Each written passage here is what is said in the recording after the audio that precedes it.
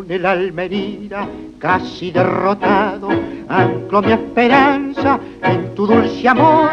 Me diste un aliento que ya no aguardaba, mi vida lisiada por tanto dolor. Todo mi tormento se fue por encanto y tu gran alivio fue mi salvación. Entonces de nuevo vi al sol de mi vida, rehaciendo el coraje de mi corazón. Un libro como hay tantos en la vida, se leía en mi errante rodar, desahuciado por la suerte, dando tumbos sin cesar.